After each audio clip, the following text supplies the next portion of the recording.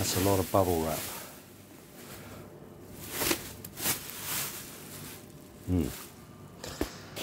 Blimey.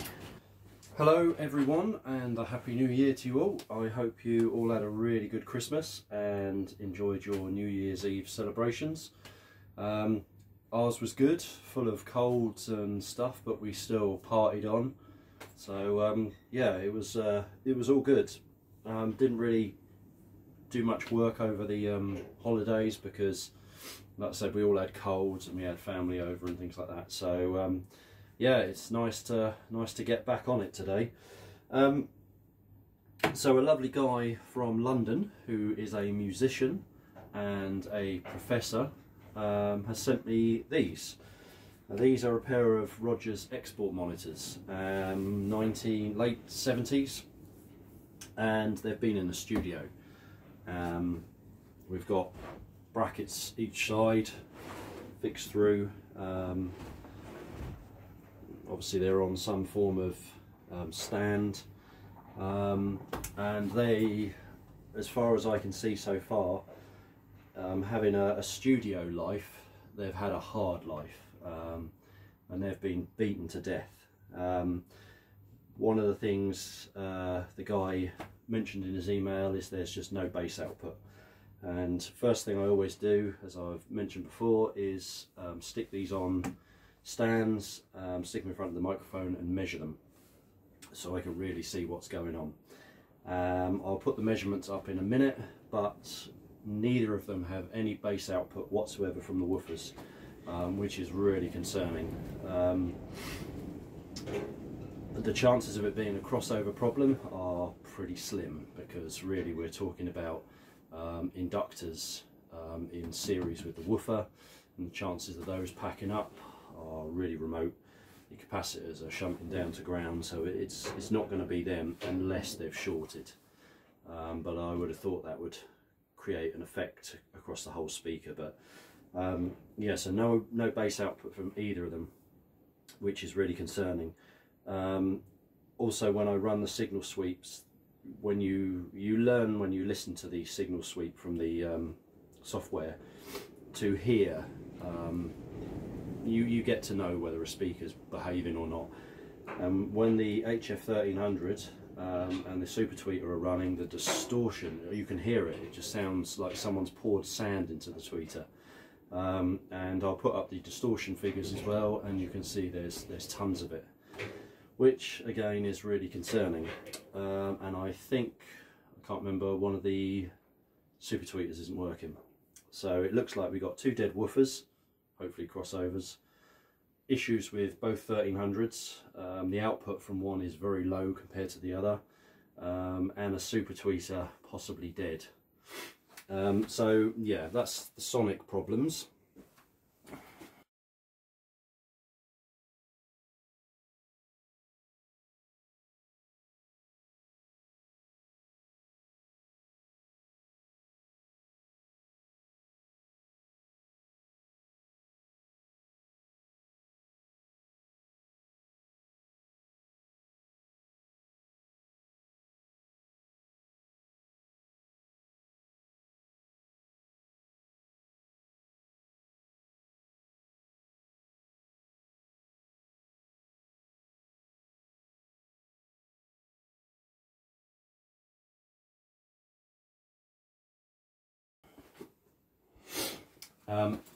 The other thing is the cabinets. They're mullered. I'll bring you in closer. Okay, so hopefully you can see that better. So yeah, same size cabinets as the Rogers LS36s I've recently had. These being an export monitor, these Studio Ones, they all share this 2 cubic foot cabinet. So yeah, they're very similar. These have a power rating of 100 watts, whereas the LS36s I've recently had are only 15 watts, 25 watts maximum. So you can beat on these a lot harder. But yeah, so front covers, they're not bad actually. They're dirty, but there are no rips and tears. So yeah, I'm pretty sure we can salvage these. Unlike the 3.6s, you can pull these off from the front. The LS3.6s have 4 studs that go through. The only way to take the grills off is to remove the back, which is a bit annoying on those. So yeah, let's pop the grills off. We'll have a look. Actually, sorry. So before we look inside, yeah, the veneer is really marked up. It's yeah, pretty bad. Some of this would probably sand out. But we've got these brackets here that are Allen bolted through, and they also look like they might be glued as well. So taking this off, I've got the possibility of tearing the veneer, and if they're glued as well, staining, plus we're going to be left with 3 holes, which might sand out, but yeah. And then the front part here, which is a moulding, isn't too bad on this one. The front, or the top, sorry, if you can see that, is scratched to death. And same again, these stickers and things. I don't know whether that panel's loose in some respects. These will come off and sand out, but on the back, unlike the LS3.6, these don't have the screws, so you have to take the front baffle out. We've got banana plugs and the old-fashioned speaker plug there. Yeah, 100 watts, speech and music, 8 ohms. So yeah, I would say this cabinet is the better one of the two. Let me just take the cover off. Just get my little rubber picking tool.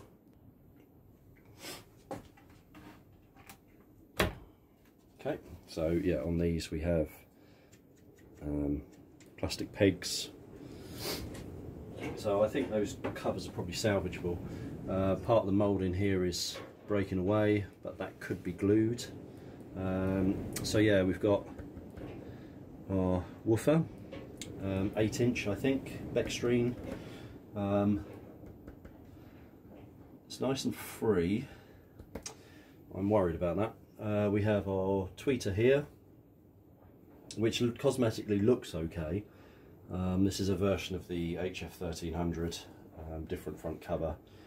And we have the Celestion HF2000 Super Tweeter, which is missing the front cover. The diaphragm is all pushed in. The lead wires, they're okay. So it might be the case that we could probably pull that out if that's working properly, but I don't think it is. It looks quite messy. But we're missing the cover. It's not the end of the world. So yeah, 12mm plyboard front baffle on these. So we remove all these screws to take the whole front out. So I'll move the other one across and we'll have a look at that. Right, so this is the worst cabinet. We've got a big chunk of the moulding missing there and there. Again, the grill's okay, dirty, but no rips or anything. So chances are it will clean up.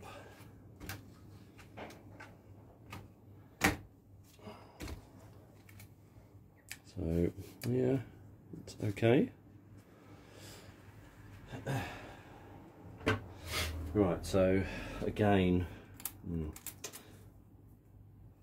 part of the 2000 HF2000. This is all coming away. Diaphragm looks okay on this one, so I suspect this is the one that's probably working.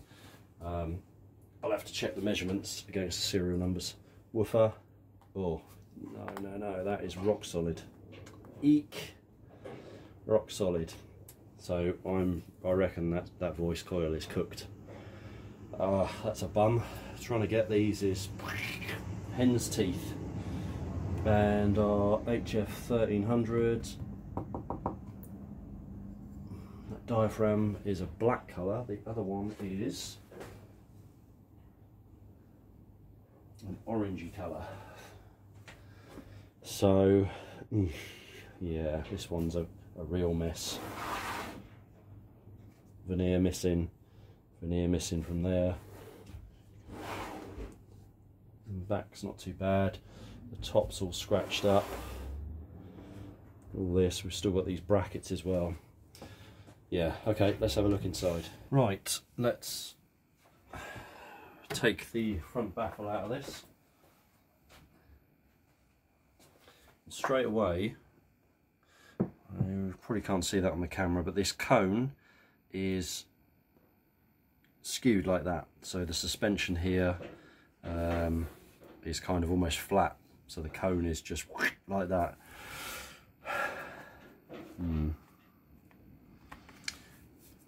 Be nice if that's just a magnet or cone alignment problem, but something's happened to that. That's been knocked or something.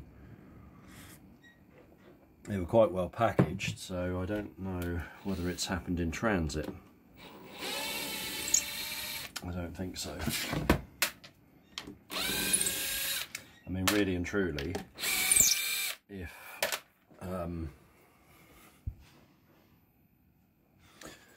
yeah, I mean, really and truly, if we've got two completely dead woofers and there's nothing we can do with them, these HF 1300s are full of distortion. It looks like one of them different as well. Although the characteristics are similar, but they're playing, one of them's playing really low, which is possibly, there's various impedance versions of these. We might have a case that one of them is has been replaced with the wrong impedance, and that's why it's playing so quietly. But both of them have this big distortion problem. So yeah, we'll see. But really, if both these woofers are dead, trying to get replacements is like hen's teeth. Yes, you can put something else in there and revoice the speaker, but it's not an export monitor anymore. So yeah, right.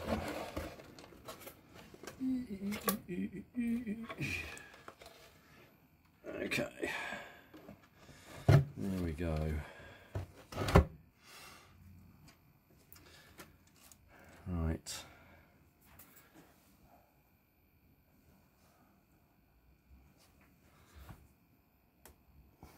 That is where it should be, by the looks of things.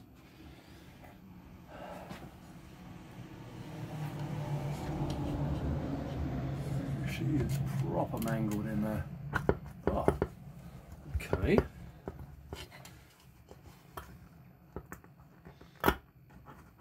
Ooh.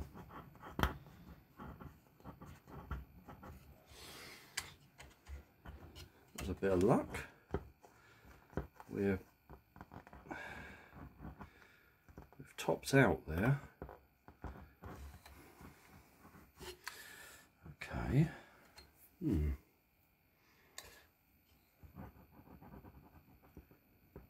Yeah, so that's the bobbin has come out of the magnet there.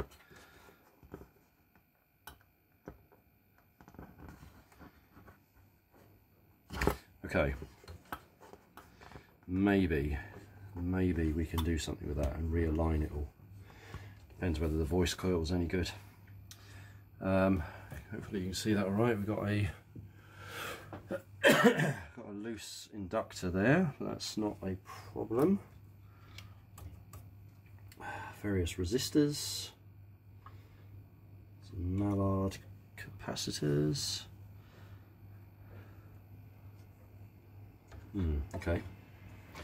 And that's our feed in. Right, so let's desolder these bit by bit and DC resistance test the drivers. If the drivers are alright, then obviously the crossover is not going to be a problem. These inductors are fine, I'm sure. There's not really anything that can go wrong with them. We will test them. Looks like we've got a couple of big air core inductors here for the woofer, judging by the way they're connected. So possibly third order on our woofer. Again, I'll have to, that looks like the super tweeter circuit there. And then, yeah, so On the LS36 you had the auto transformer to adjust the levels. Here we have various resistors, so it can be tapped properly. So yeah, alright, let's desolder these and have a look.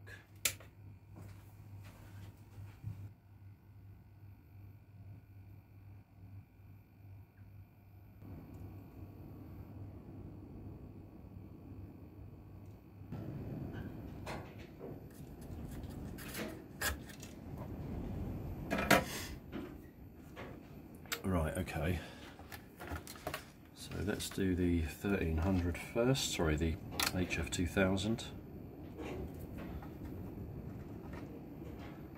Okay.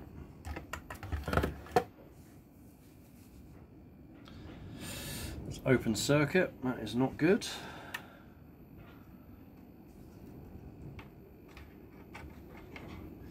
Let's try again.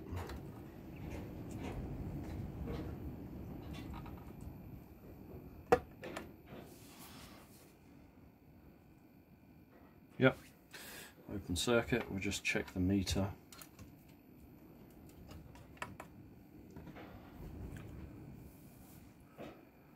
Yep, that's fine. Let's write these down. Right. Okay, let's try the HF 1300.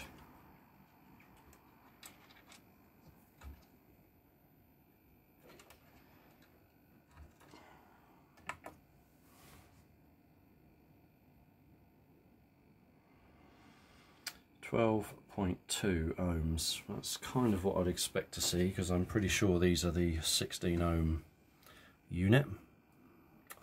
Maybe not. We'll have to see what the other one test says. Okay, so 12.2. And then our Bextreme woofer, which we really want to be okay.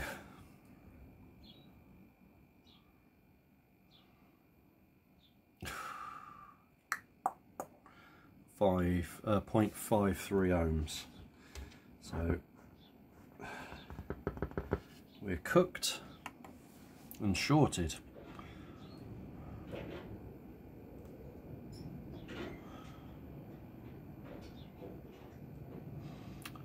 That's not very good. So the chances are the really low DC resistance on that may have been causing an issue with the operation of these, because that will cause the amplifier to see a really low resistance. Okay. What we might do is just run my signal generator through that and just see if it sounds clean.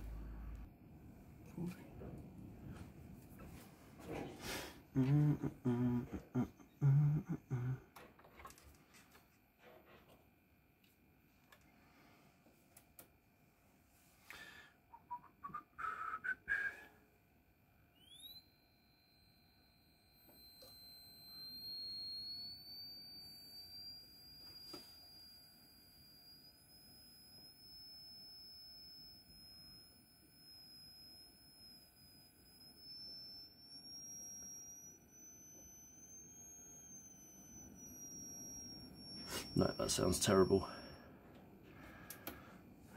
Right, whilst the DC resistance on that is okay, we are full of distortion. Again, we saw that in the measurements, so I'm going to put this one back together and then we'll check the other one. Right, all the leads are soldered back on. Not that it really helps. If you want to have a look inside, we've got a bucket load of polyfill. I don't think that's original.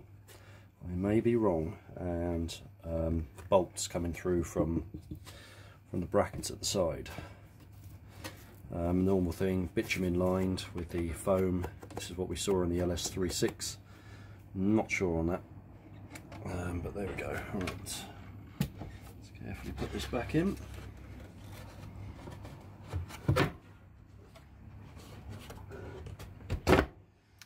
see how our woofer has popped up there. And that's it back in there, but it's just twisted. Probably with the heat it's come unglued. So yeah, anyway. Okay, so this is the other one. This time our woofer is moving. But I think it's rubbing slightly, and again I think this cone sag, it's like that. I mean, we can turn that round and that rubbing will undo itself if that's the case eventually. I mean, actually it's not too bad. Right, we'll take this one apart. The diaphragm on this HF 1300 is just different. This is all pushed in.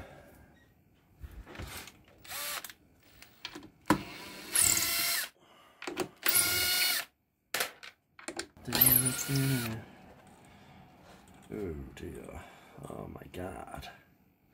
Okay, I'll show you this. So hopefully you can see how burnt this all is. It's crispy as anything, and if you look at the polyfill, that has actually started to burn. Man, these things have seen some power. So I'm suspecting that's probably popped as well. So let's desolder these again.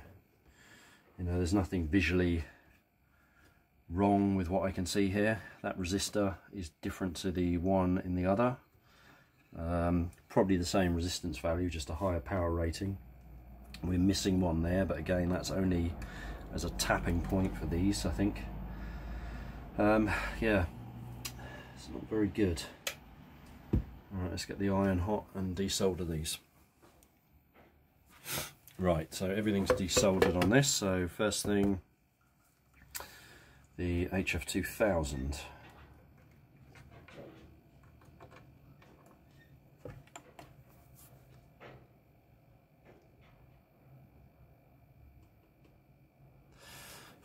.8 ohms, that's probably what I'd expect to see from that. I think they're a 4 ohm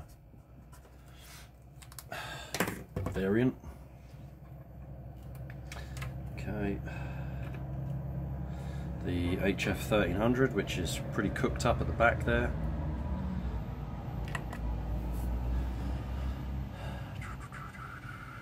.7 ohms, okay. So they're both 16 ohm variants. So it might still be alright. It just sounds full of distortion. And our woofer. Open circuit.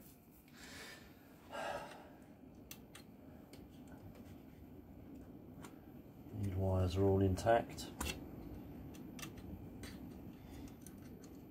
Yep.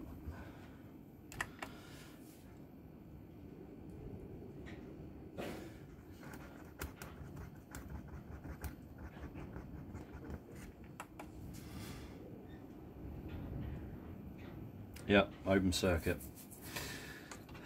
Let's just check on the actual speaker terminals.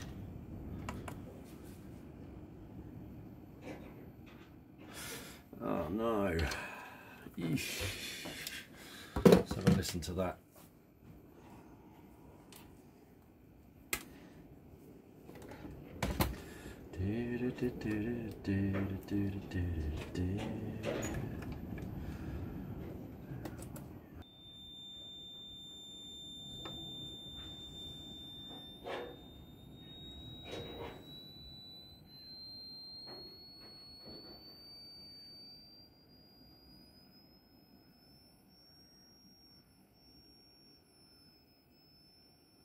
Oh, it's full of scratching and break up.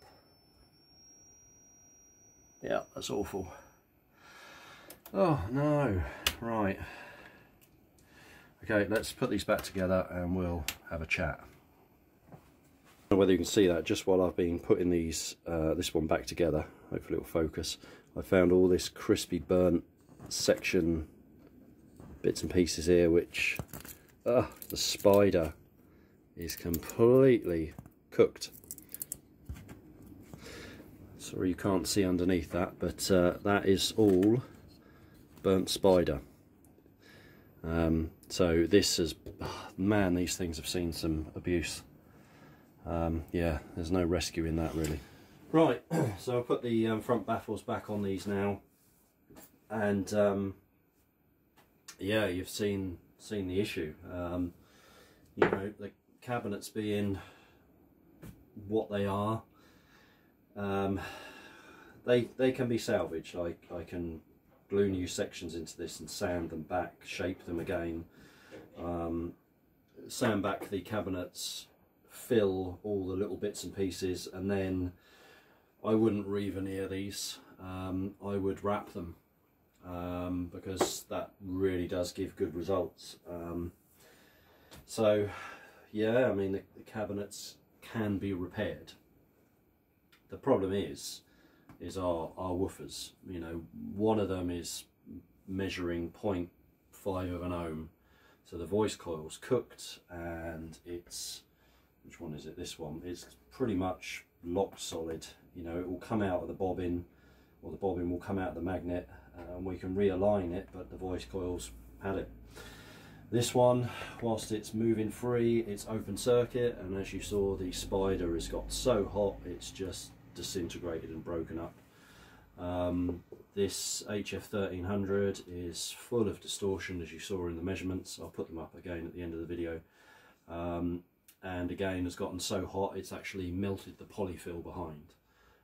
This tweeter, I think, yep, that was the one that did test at about 4 ohms, which is what we'd expect with these. But we're missing the cover. The diaphragm is pushed in. Probably pull that back out again. So on this speaker, really, the only usable part is this tweeter. I'm sure we'd have to replace this. I can get a 16 ohm replacement and refix it to this front plate so it fits in there. On this one, again, the HF1300 is DC testing okay, but it's full of distortion and it's playing quiet compared to this one. That might just be how it's been tapped on the crossover, because someone has played around with the resistors. So yeah, but again, it's full of distortion. This HF2000 isn't working. It looks pretty cooked up. Everything's crispy and horrid, and we got the dead woofer. So I hate to say it, but I don't see there being any point in doing anything with these. If the drivers were working okay, then absolutely. Even if we had to get another tweeter or something like that, but the woofers are the issues. Trying to find those is just crazy. There's plenty of HF1300s out there. The HF2000s, they can be rebuilt. These are the problems. The crossovers, they can be recapped. The inductors are going to be fine. If they're not, that's no problem to replace those.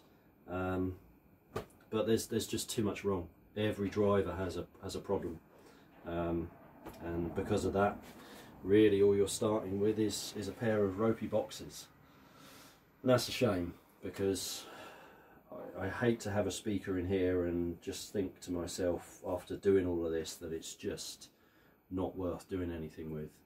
I mean, a good pair of these, they can go from, I don't know, 500 to 1,000 quid. But these aren't a good pair, unfortunately.